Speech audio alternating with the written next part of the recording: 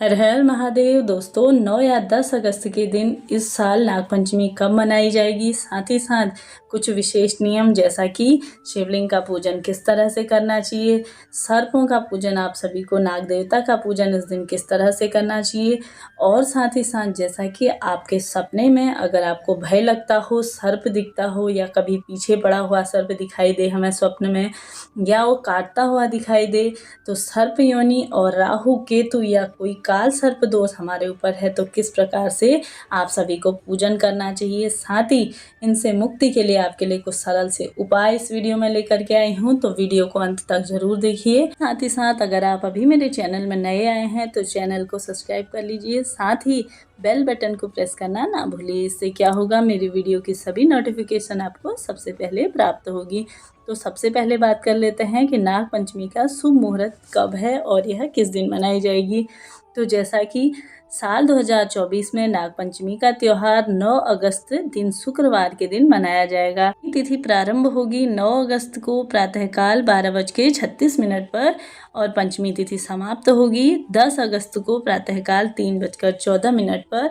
साथ ही साथ पूजा का शुभ मुहूर्त भी आप सभी नोट डाउन करते हुए चलिए। वैसे तो इसकी पूजा पूरा दिन आप कर सकते हैं, कोई दिक्कत की बात नहीं है, लेकिन कुछ एक नियम होते हैं, पूजा के मुहूर्त होते हैं, अगर उस पर आप कार्य करते हैं तो आपको यह उत्तम फलों की प्राप्ति कराता है।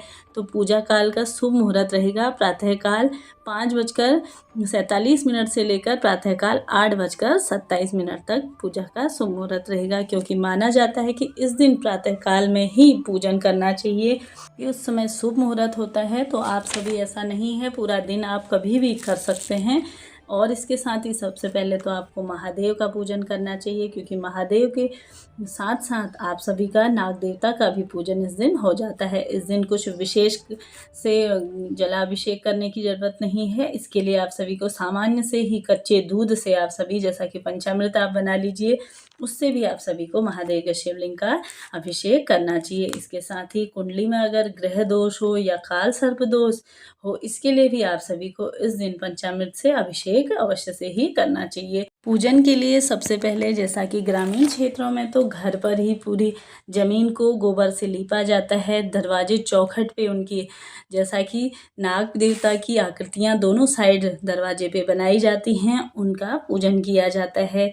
लेकिन अब शहर क्षेत्रों में रहने लग गए हैं, तो शहरों में ये सब गोबर इत्यादि उपलब्ध ना हो तो आप सभी फोटो प्रतिमा इत्यादि से भी कर सकते हैं। चाहें तो गोबर की जगह आप चंदन या हल्दी से आप सभी को क्या करना है, आकृतियां बना लेनी। अपने घर पर फोटो प्रतिमा जो भी आपकी हो उसको लग करके आप एक चौकी में उसका भी पूजन कर सकते हैं। जैसा कि सामान्य सी सरल सी पूजा, तिलक इत्यादि लगाइए। हाँ, दीपक इत्यादि आपको नहीं जलाना है, दीपक नहीं दिखाना है नाग देवता को। और इसके साथ ही जैसा कि आपको कच्चा दूध लेना है और उसमें गुड़ या बताशा, मीठा कुछ, और साथ ही साथ जो खीले होते हैं ना, दीपावली के दिन हम जिन खीलों से माता लक्ष्मी का पूजन करते हैं, उन्हीं से नाग देवता की भी पूजन किया जाता है। इस दूध में डाल करके आपको उसके कुछ छींटे उसमें डालने हैं जो आपने फोटो प्रतिमा बनाई है, उसका पूजन कुछ इस प्रकार से करना है आप सभी को।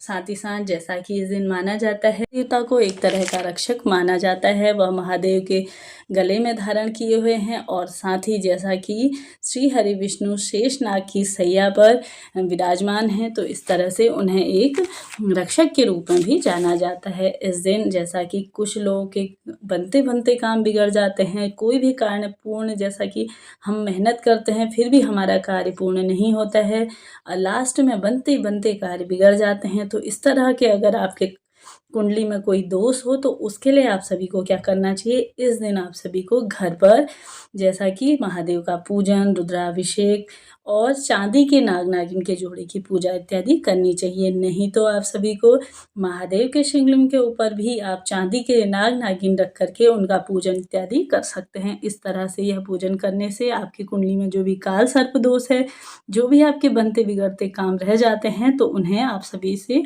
इनसे आपको मुक्ति मिलेगी। और साथ ही महादेव का आशीर्वाद भी आपको अवश्य से ही प्राप्त होगा, क्योंकि माना जाता है इन्हें सभी के रक्षक के रूप में जाना जाता है। तो इनकी पूजा करने से, नाग देवता की पूजा करने से देवता भी इससे प्रसन्न होते हैं। तो यह थी जानकारी। तो आप सभी भी अवश्य से ही 9 अगस्त दिन, शुक्रवार के दिन, यह व्रत धारण करिए, पूजा पाठ करिए और अपने जीवन को सुखमय बनाइए। मिलते हैं अगले वीडियो में, तब तक के लिए हर हर महादेव।